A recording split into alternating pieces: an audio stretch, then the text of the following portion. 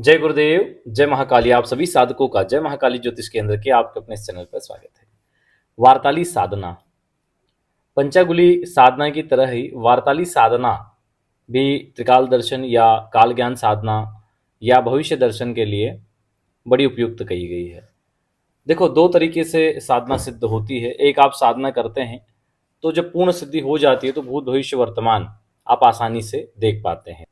दूसरा, साधना सिद्ध हो जाती है, पूर्ण सिद्धि नहीं होती, लेकिन फिर भी आपको काल ज्ञान होने लग जाता है, भविष्य में होने वाली घटनाओं के बारे में पता लगने लग जाता है।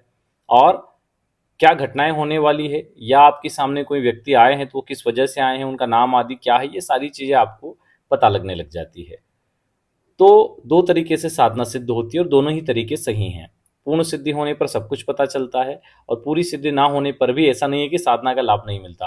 आप अगर इस प्रकार की कोई भी साधना कर रहे हैं तो ये आपको उस तरीके का ज्ञान देती ही है। अब वो किस लेवल तक आपको दिया है, कितना दिया है, वो अलग विषय है, लेकिन उस साधना से आशीर्वाद प्राप्त होता है। और आप इस तरीके से, जो विशेष रूप से जो लोग जैसे शेयर मार्केट वगैरह करते हैं या फिर भविष्य में होने वाली चीज़ों के ऊपर काम करते हैं, तो उन लोगों के लिए बड़ी विशेष साधना है। हालांकि प्रत्येक व्यक्ति की विशेष है।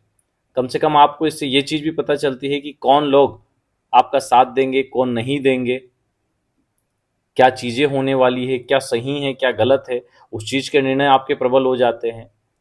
और साधना को जो व्यक्ति तन मन से करते हैं, पूर्ण भाव के साथ करते हैं, तो ये साधना व्यक्ति को इस लेवल तक बता देती है कि आपके साथ अगले दिन क्या घटना होने वाली है। वो किसी भी माध्यम से बता देगी, या उसी विचार को बार बार मन में उत्पन्न करेगी, या स्वप्न के माध्यम से बता देगी, या फिर पूर्ण सिद्धि या सिद्धि का लेवल थोड़ा ऊपर होने पर आपको उस घटना दिखाई देने लगेगी। क्योंकि वार्ताली जो होती है वो जब साधना सिद्ध होती है तो हृदय बिंदु पर स्थापित हो जाती है या मस्तिष्क पर स्थापित हो जाती हैं।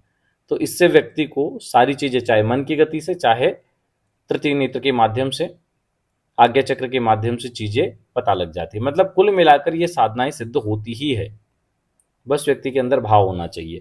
ज्यादातर साधनाएं लोगों की क्यों सक्सेस नहीं होती? या तो वो उसका भंडारा कर देते, सबको बता देते ये कर रहे हैं, ये कर रहे हैं, ये कर रहे हैं, ये कर रहे हैं, या साधना करने के बाद भी उसका बखान खूब कर देते हैं। ये सब गुप्त तरीके से करने वाली चीजें हैं। अगर आपको साधना करनी है तो आप उसको एकांतिक करो, किसी को बताने की आवश्यकता नहीं है। ठीक है। फिर दूसरा कारण क्या होता है साधना की शक्ति क्षीण होने का? क्योंकि कई लोगों को साधना सिद्ध होती थी, वो बोलते भी हमें कि गुरुजी महीने 2 महीने तो हमें सब कुछ पता लगने लग गया, क्या होने वाला है क्या नहीं होने वाला, सब कुछ सटीक जाता, फिर सारी चीजें बंद हो गई, किसी ने हमें बांध दिया। तो वास्तव में वो चीजें बंधन वाली नहीं रहती। कई बार लोग क्या होते हैं, किसी का पैसा खा लेना, या फिर किसी के घर, क्योंकि ये सात्विक साधना है, तो किसी के घर भी जाकर कुछ भी खा पी लेना, ठीक है, जिसपे अपना अधिकार नहीं है उस चीज को ले लेना।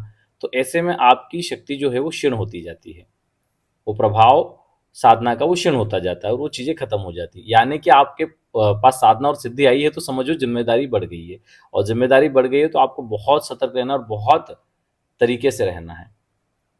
नाजायज किसी का 1 रुपया नहीं खाना, किसी और के घर जाके भोजन नहीं करना, अपना खाओ घर पे, भोजन तक नहीं किसी के घर करना, पानी भी नहीं पी सकते आप लोग। लेकिन खैर, अब इतना है कि पानी तो पीना ही पड़ता है, कहीं जा रहे हैं तो खरीद के ले लो पर। ठीक है। एक्चुअल में दिक्कतें कहाँ पर आती है कि किन्हीं के घर में नॉनवेज बन रहा है और आपने वहां पर खा पी लिया तो बड़ी तकलीफ आ जाएगी। ठीक है। आपने किसी और के पैसे से जानबूझ के खा लिया जबकि आप सक्षम हैं, तो भी वो शक्ति क्षीण होगी। तो इसीलिए कहा गया है कि जब भी ऐसी, क्योंकि कई बार परिवार में लोग बुला लेते हैं भोजन के लिए, तो फिर आप कैसे मना करोगे? तो कहा गया है कि जब आप ऐसी स्थिति में जाओ तो 10 माला गायत्री मंत्र का जप करो। ठीक है ना?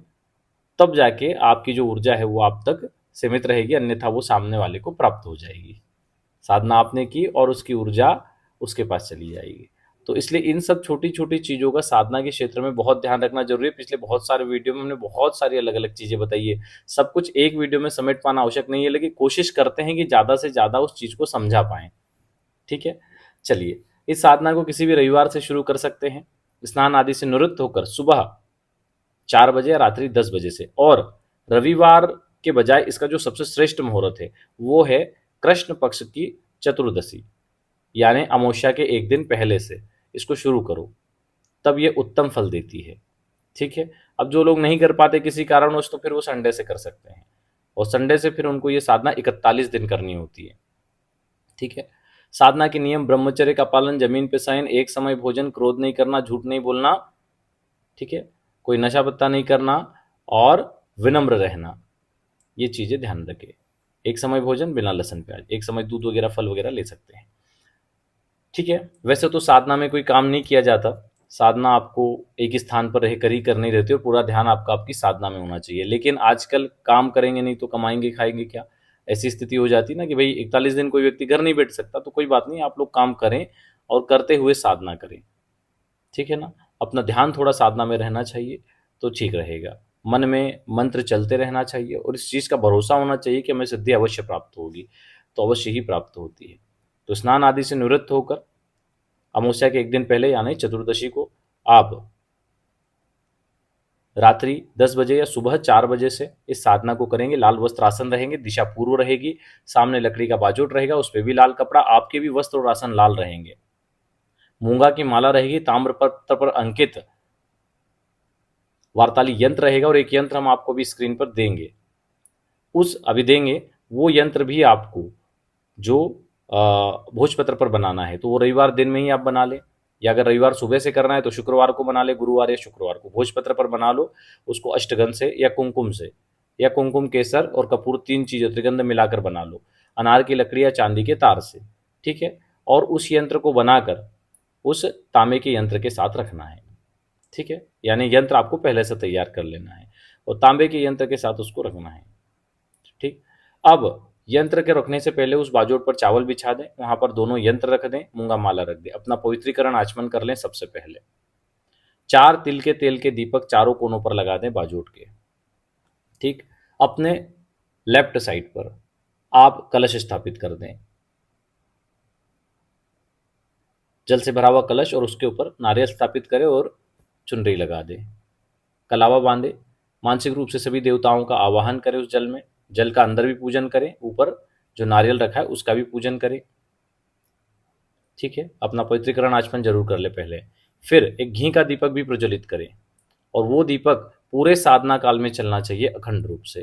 तो आप चाहें तो पीतल का एक दीपक ले सकते हैं, उसकी बत्ती लंबी कर दें और उसमें साधना कर लेंगे तो फिर आपका ये दीपक चलता रहेगा। अब बहुत से लोग हैं जो नहीं कर सकते, तो वो ऐसा कर सकते हैं कि जब तक साधना चल रही है उतनी देर तक घी का दीपक चला ले, लेकिन इस साधना में अखंड दीपक का विधान है और वो भी गाय के घी का, ठीक है। कम से कम 2 से 2.5 किलो घी इसमें लग जाएगा पूरे साधना काल में, क्योंकि लंबी साधना है ना।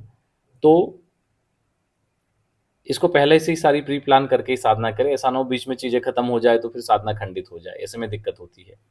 घी का दीपक प्रज्वलित करेंगे, दीपक का पूजन करेंगे, यंत्र को स्नान करवाएंगे, भोजपत्र वाले को नहीं, तांबे वाले को, और उसका पूजन करेंगे कुमकुम केसर आदि से, फूल चढ़ाएंगे लाल फूल, और माला का पूजन कर देंगे। माला को स्नान नहीं करवाना, भोजपत्र वाले यंत्र का पूजन करेंगे, सबको पुष्प अर्पित करेंगे, ठीक।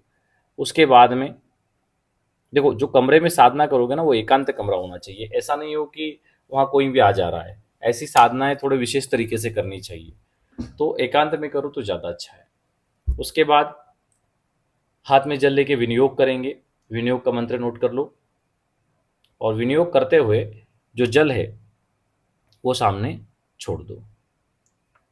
देखो, यंत्र के पूजन के पहले गुरु पूजन और गणेश पूजन करना अनिवार्य है। किसी भी साधना से पहले गुरु पूजन और गणेश पूजन पहले करें, फिर यंत्र आदि का पूजन करें।